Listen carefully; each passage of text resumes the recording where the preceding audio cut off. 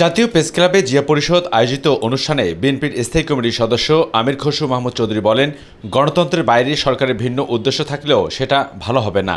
নির্বাচন হচ্ছে গণতন্ত্রের বাহক, ইট ইজ এ ক্যারিয়ার। এটাকে বাদ দিয়ে কোনো গণতন্ত্র আসবে না, কোনো অধিকারও আসবে না, কোনো জবাবদিহিতা আসবে না, কোনো দায়বদ্ধতা আসবে না। প্রয়োজনীয় সংস্কার কার্যক্রম শেষ করে দ্রুত নির্বাচন আয়োজন করতে অন্তর্বর্তী সরকারের প্রতি আহ্বান জানান বিএনপির এই নেতা। এই সরকারের মাধ্যমেই এটা একটা ইন্টেরিয়াম গভর্নমেন্ট, মাথায় রাখতে হবে।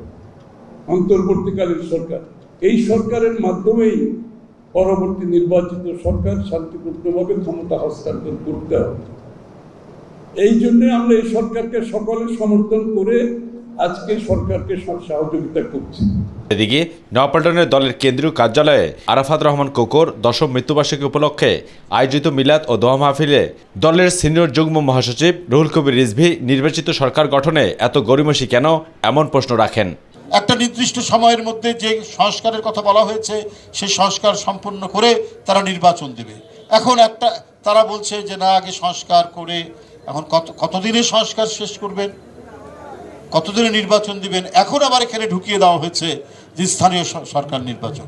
তাহলে এগুলো তো মানুষের মধ্যে ধোঁয়াশার তৈরি করছে। রিজভী বলেন, বিএনপি অন্তর্বর্তী সরকারের পক্ষে ছিল, এখনও আছে। বর্তমান সরকার জনগণের আকাঙ্ক্ষা অনুযায়ী কাজ করবে, বিএনপি এমন প্রত্যাশা করে বলেও জানান রিজভী।